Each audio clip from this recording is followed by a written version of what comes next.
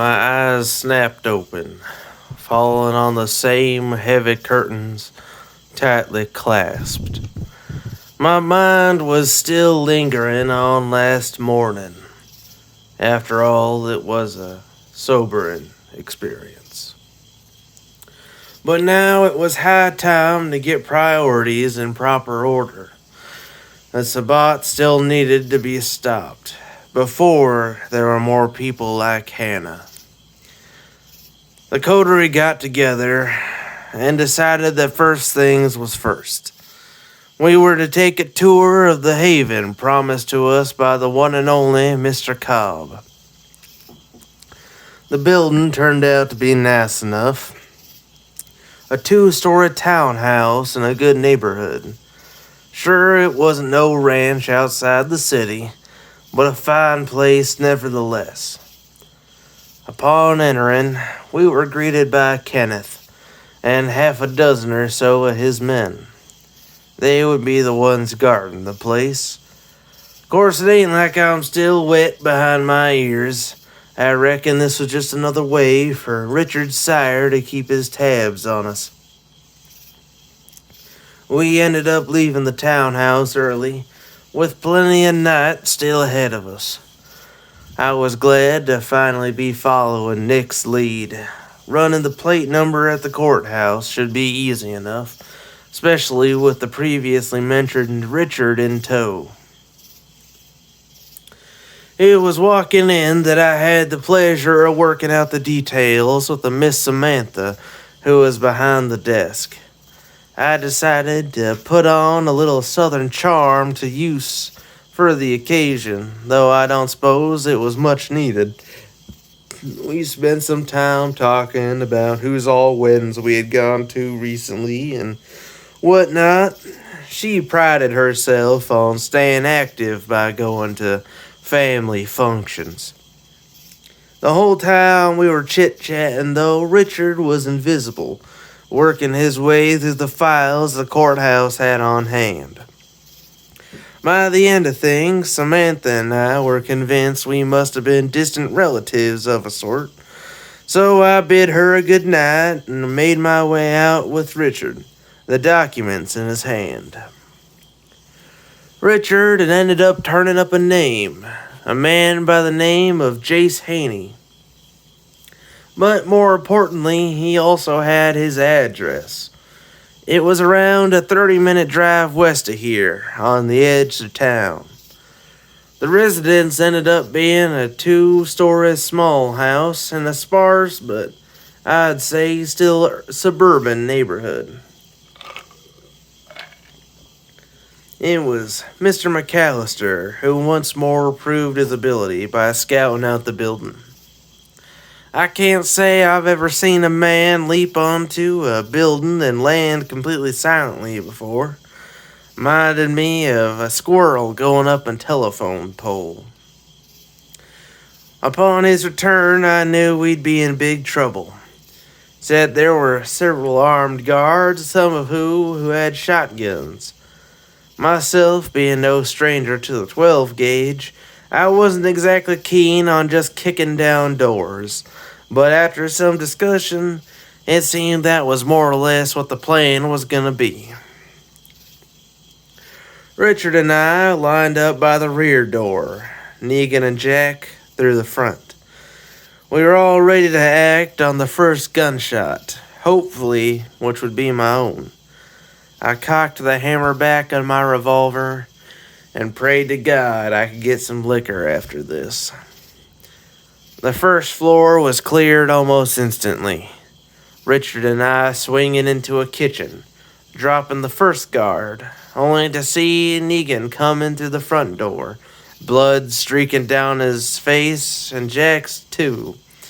Negan slammed a guard's face into a staircase banister, crushing him into a pulp. Then Jack Walter threw out his hand, and a third guard's weapon was flung backwards into him, pushing him up against the wall. Then he sent it flying end over end up the stairs. Negan followed up and sank his fangs into the disoriented third guard. More men came down the stairs, but by that time I was ready and waiting for them. They were sent diving for cover as soon as they hit the bottom. Only moments later, it was quiet, though I knew we weren't done yet. Negan decided to break the floor from the top of the kitchen counter, intent on surprising whoever was up top by climbing through. Meanwhile, I crept up the stairs, my hand outstretched for the previously flung shotgun that lay tantalizingly out of my reach. It was as my gaze drifted away from the top of the stairs that a blast of buckshot rained down on me.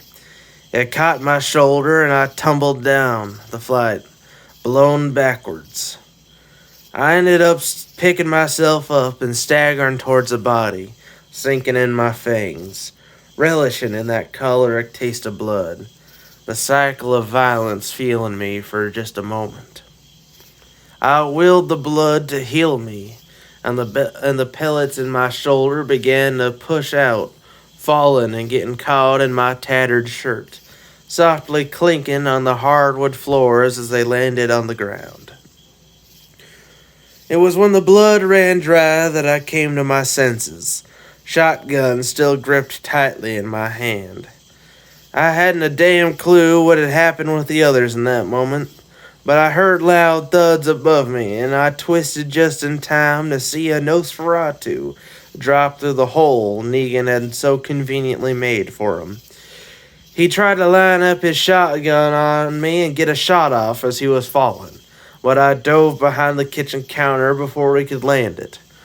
Wood splinters flew towards me, and I was forced to shield my eyes. When I looked up again, that devil was invisible. Jack had moved to block the front door, and Richard covered the rear, leaving Negan and I standing ready in the center. I fired a round blindly, leaving only 2 left in the cylinder. Richard suddenly made a move, a moment of silence having passed, firing directly into the bastard. He was at point-blank range for him. Must have felt him trying to move outside. Jack sprints inwards and then catches the Nosferatu while he's turned visible and levitates him upwards. We all take a moment to fire upon him, putting him firmly in torpor. If there was ever a question that Jack Walter had the blessing of God like the rest of us, let it be put to rest after seeing him do that. I called out to Nick, and we began sacking the place. Richard and Negan searching the upstairs, and Nick and I lifting the torpid body of the so-called Jace Haney. Law enforcement arrived merely a minute or 2 later, most of us just barely piling in Nick's SUV at the time. But Negan, in his ever-subtle fashion, decided to get on his bike and speed off. The police trailing him, their sirens blaring right behind. It was after the rest of us had taken a slow ride back to the Moran that we sat and talked. A welcome breath of air, a brief moment to reflect on everything we knew, a moment to spend with the Lord in our hearts. It didn't split my mind that during that time I was doing a lot more of the sharing of information than they were, but oh hell, what can I say? They need to know, even if it is at my expense. I did end up asking Richard for one thing, though. An investigation on my behalf. He'd proven himself plenty capable tonight, so it seemed he was an obvious choice to look into somebody for me. Before the night was to be over, though, David Reno wanted to talk to me. He wanted to know about our progress dealing with the Sabbat, and also about Negan. Though I can't say I'm surprised. Seems to me like those must be his 2 biggest problems. And at the end of it all, he did have some good news for me. The Nosferatu would take a bit of time to be brought out of torpor. And in the meantime, I'd have a brief respite to take care of the ranch, visit some friends, and maybe just maybe, get that damn drink of mine.